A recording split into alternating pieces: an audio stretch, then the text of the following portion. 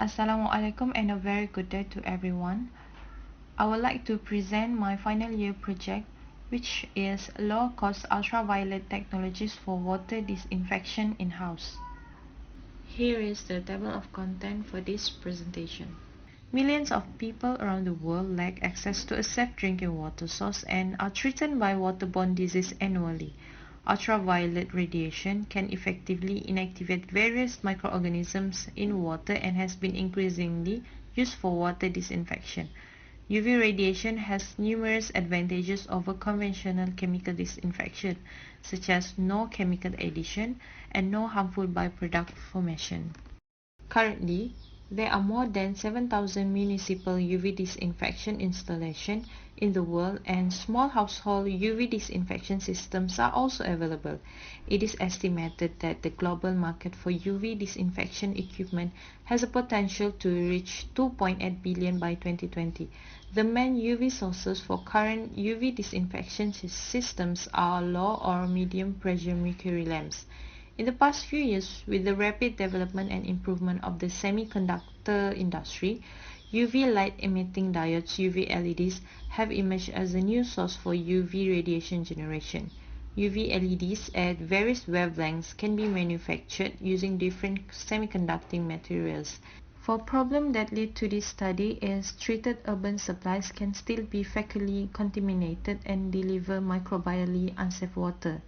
Another problem contributing to the underestimation of the population served by unsafe water is contamination of water during distribution, whether water is piped or carried into the home.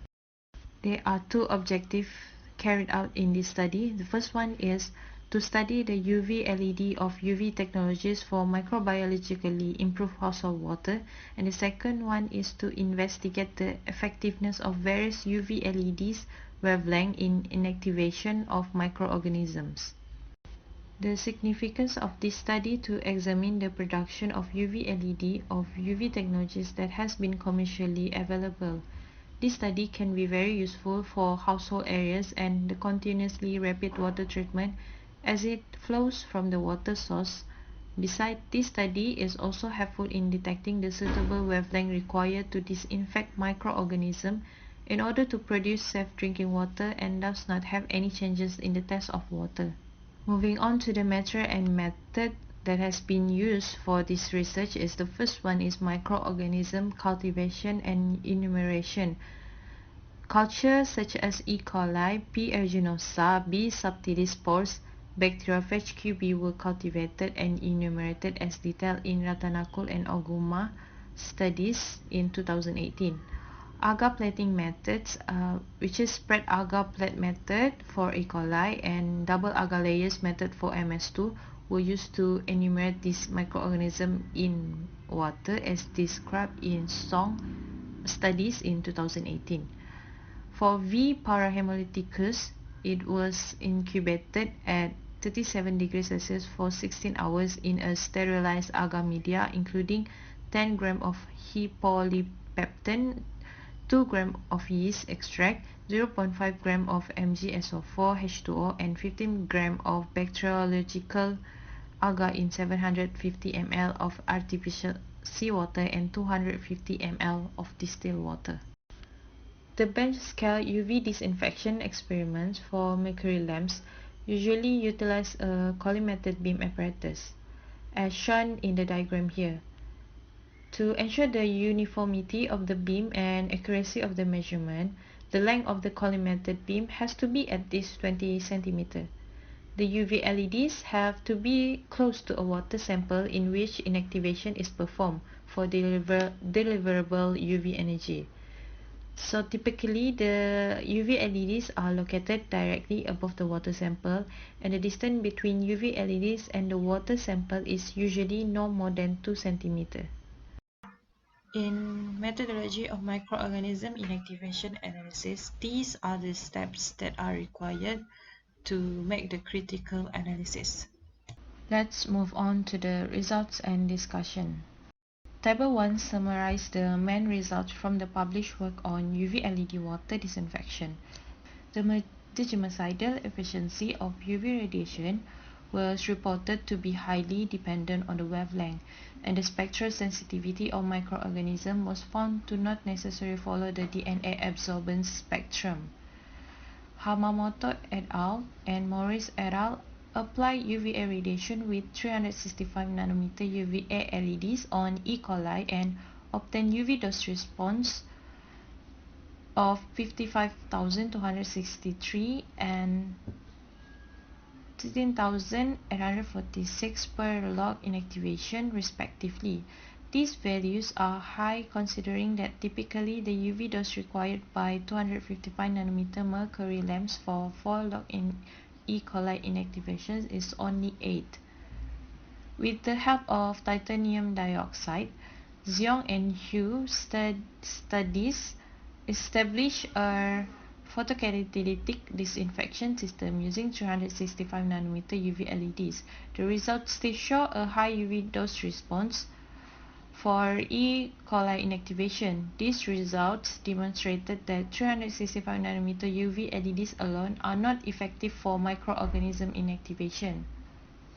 For Oguma et al., used 310 nanometer UVB LEDs for E. coli inactivation and reported a UV dose response of 94.8 per log inactivation, which is much lower than the required for 365 nanometer UV LEDs.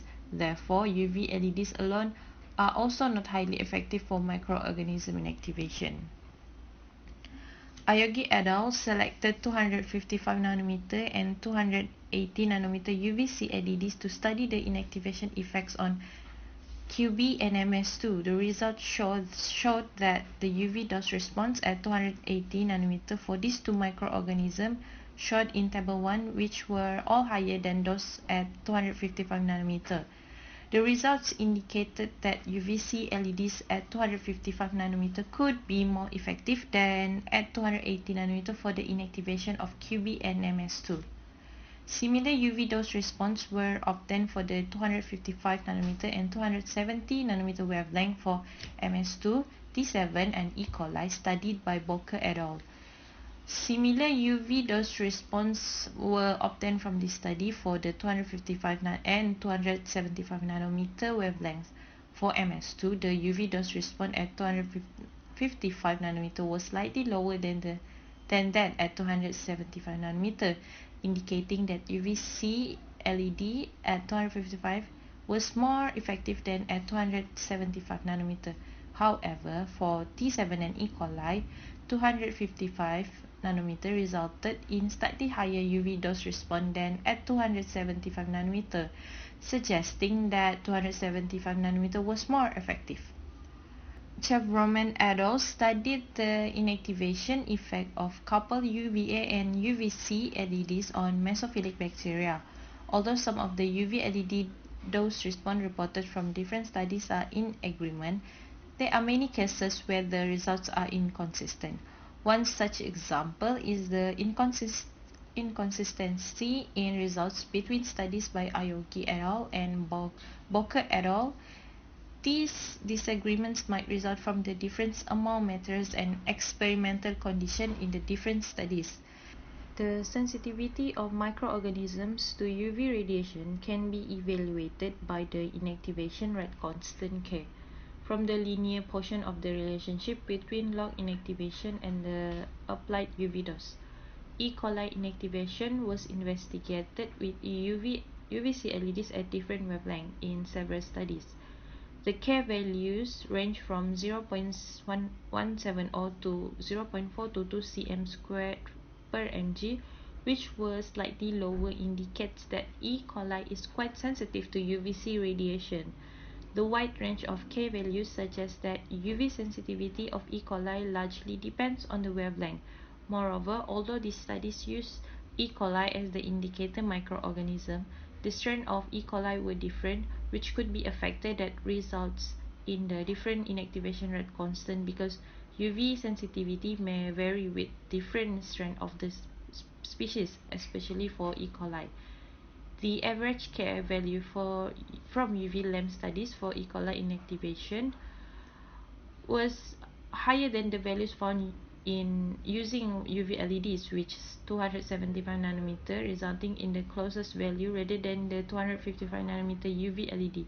A possible explanation may be the difference of fluence rate from UV lamps and UV LEDs, since a few studies have found that the fluence rate can affect E. coli inactivation. Studies from Boker et al. Compare a 254 nanometer UV lamp with 275 and 255 nanometer UV LEDs for E. coli inactivation. These results support the hypothesis that the combination of a higher fluence rate and shorter exposure time may result in higher E. coli inactivation as previously discussed, which could explain the influence of different UV sources. Bacteriophage T7 was found to have K values of 0.195 and 0.235 cm square per mg by 255 and 275 nanometer UV LEDs respectively, which were slightly lower than those of E. coli, indicating that T7 was also sensitive to UVC radiation. B. subtilis spores were inactivated in two studies from Morris and Urtele et al. By UV LEDs with three different wavelengths. The results showing a consistency in the UV sensitivity of B. subtilis spores between two different sources. Bacteriophage QB inactivation by 255 and 288 nanometer UV LEDs resulted in K values of 0.080 and 0.035 cm square per mg respectively by IOGI, from the data indicating that bacteriophage QB was highly resistant to UVC radiation. For bacteriophage MS2, inactivation was reported in two studies by Ayogi et al. And Boker et al. Using LEDs at three different wavelengths. These findings suggested that MS2 might also be insensitive to different fluence rate from UV LEDs and conventional UV lamps. As a conclusion, UV LEDs provide a promising alternative for water disinfection due to many advantages over traditional mercury lamps. The comparison of microorganism response to UV LEDs and conventional UV lamps reveals that some microorganisms may be sensitive to different UV sources. It is likely due to the difference in the UV source radiation patterns and the fluence rate. Inactivation studies of several microorganisms using UV LEDs of the same wavelengths and comparable fluence rates.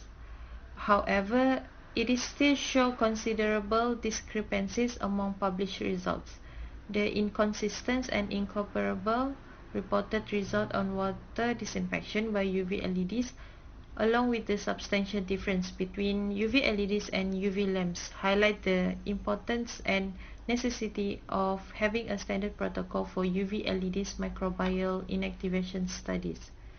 The unique characteristic of UV LEDs, particularly a multiple wavelength and pulse illumination, could improve inactivation effectiveness under optimal conditions. That's the end of my presentation. Thank you.